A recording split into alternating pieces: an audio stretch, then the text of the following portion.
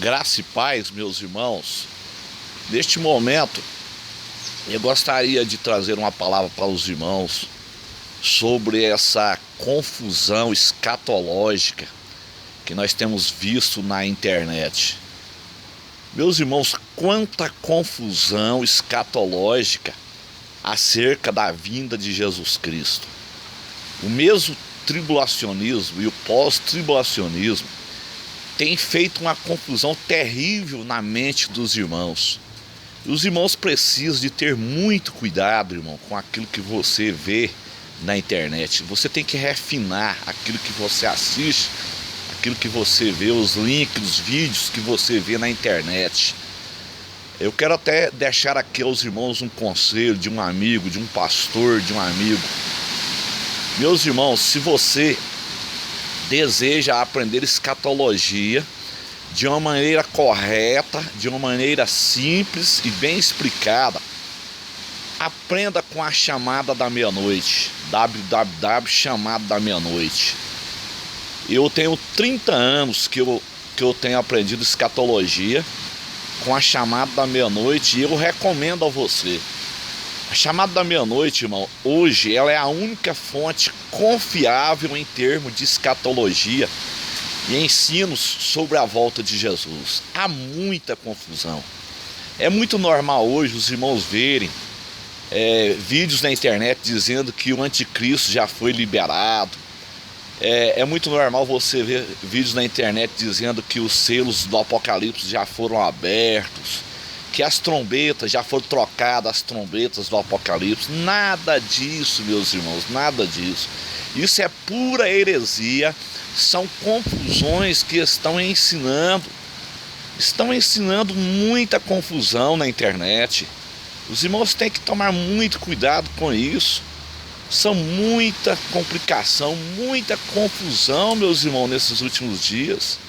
Muita coisa que está acontecendo que não tem nada a ver. No livro do Apocalipse, por exemplo, nenhuma profecia, eu falo para os irmãos com toda a clareza, com toda a certeza, com toda a experiência que eu tenho nesses 30 anos estudando escatologia. O livro do Apocalipse, nenhuma profecia, meus irmãos, a partir do capítulo 4 já se cumpriu. Nenhuma profecia. Porque o próximo acontecimento do Apocalipse é justamente as profecias do capítulo 4. As profecias do capítulo 4, elas mostram o arrebatamento da igreja.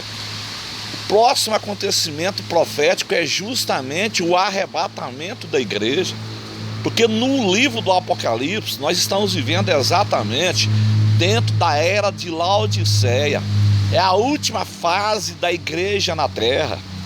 Quando o João, o evangelista, ele recebeu a revelação do Apocalipse ali na ilha de Patmos, no ano 96, o anjo ordenou que ele escrevesse as cartas às 7 igrejas da Ásia Menor, que é uma região hoje que fica na Turquia.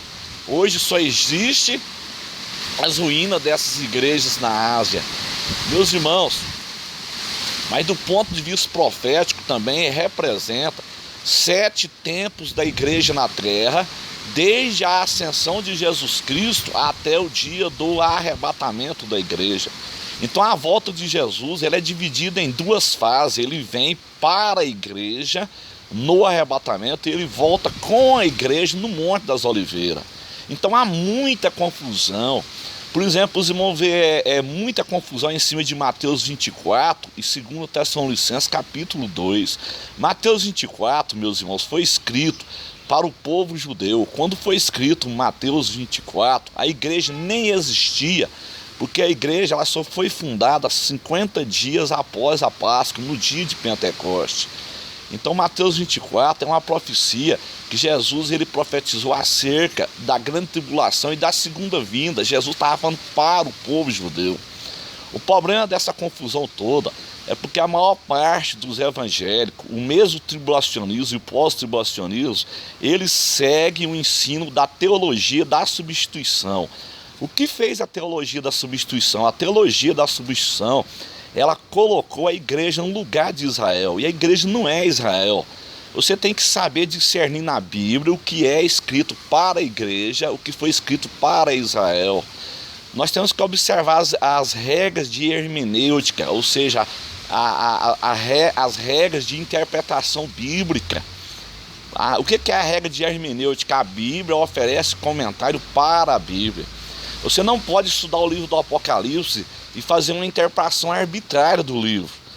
Porque a profecia ela não é de particular interpretação. Nós temos que usar a hermenêutica, temos que usar por que Deus falou, para quem Deus falou. Deixamos as profecias se interpretar. Por exemplo, o livro do Apocalipse, você tem que estudar ele junto com o livro de Daniel. Daniel, ele é o dicionário do livro do Apocalipse. O livro do Apocalipse também tem que ser estudado junto com os profetas do Antigo Testamento. Aqui um exemplo que eu vou dar aqui aos irmãos, por exemplo, Apocalipse 12, deve ser estudado junto com aquele primeiro sonho de José.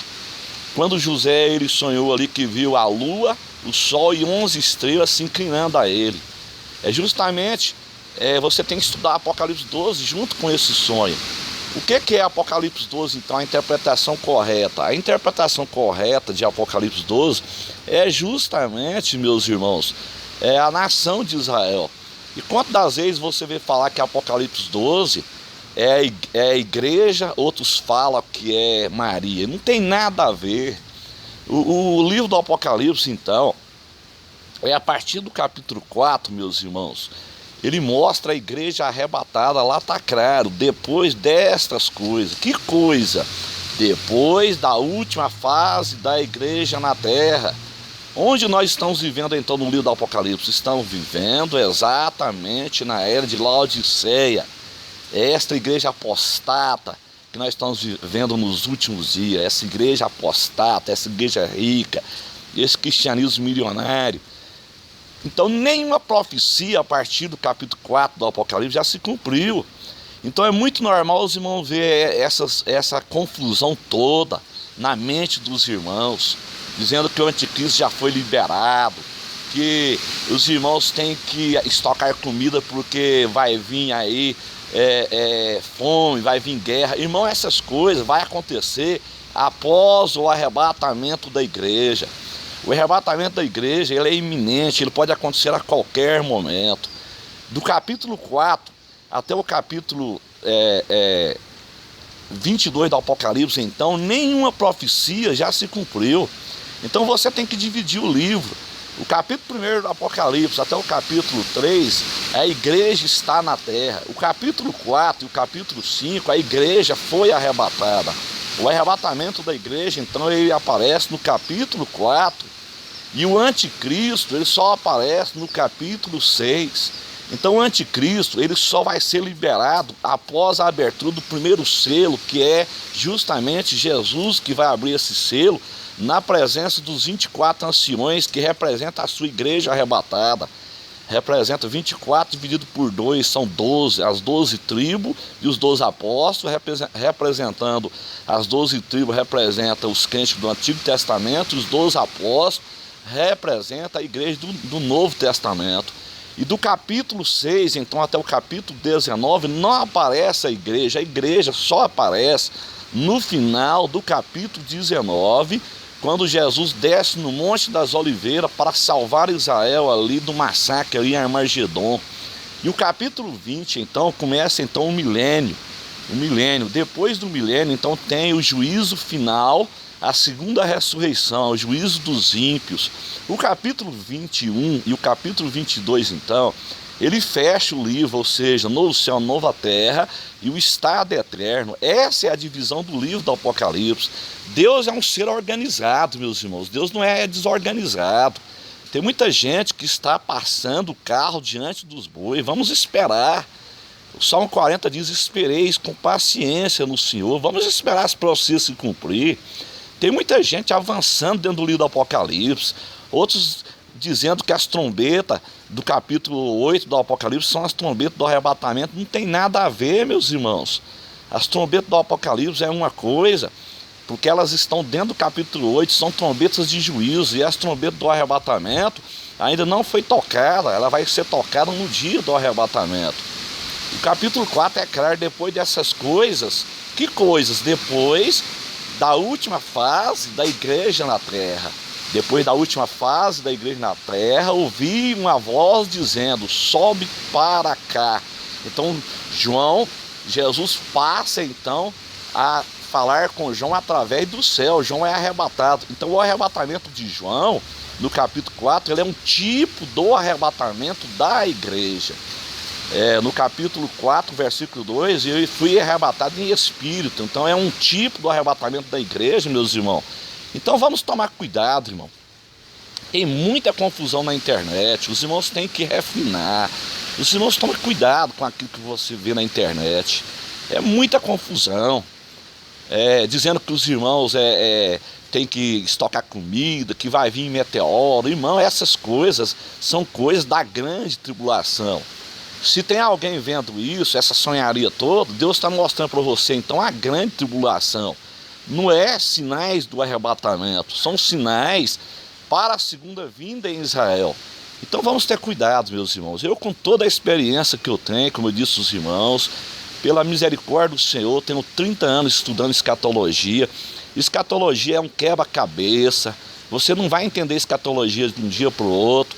Tem pessoas pegando o livro do Apocalipse e querendo entender o livro de uma hora para outra. Eu tenho 30 anos que eu estou aprendendo escatologia. Estou ainda aprendendo escatologia. Então tem essa confusão com o livro do Apocalipse por causa disso. As pessoas deixam de usar as regras de interpretação e faz uma interpretação de uma maneira arbitrária e equivocada. A Bíblia se interpreta, meus irmãos. Quantas vezes que você viu falar em Daniel 8, que foi o cumprimento da queda das torres gêmeas? Quantas vezes você ouviu esse tipo de pregação? E não é verdade. Daniel 8 ali é bem claro, né? É o Império Medo e Persa e o Império de Alexandre o Grande ali, o Império Grego ali. Mas a gente ouviu falar muito que era a queda da torre gêmea. E não é, irmão. Então vamos deixar as escrituras se interpretar. Amém? Deus abençoe a todos, que eu possa estar cooperando, ajudando nessa informação. Irmão, tome cuidado com essas confusões na internet. O mesmo tribulacionismo e o pós-tribulacionismo tem feito muita confusão com a mente das pessoas. Tome cuidado com isso, meus irmãos. Deus te abençoe e te dê a vitória, em nome de Jesus. Amém.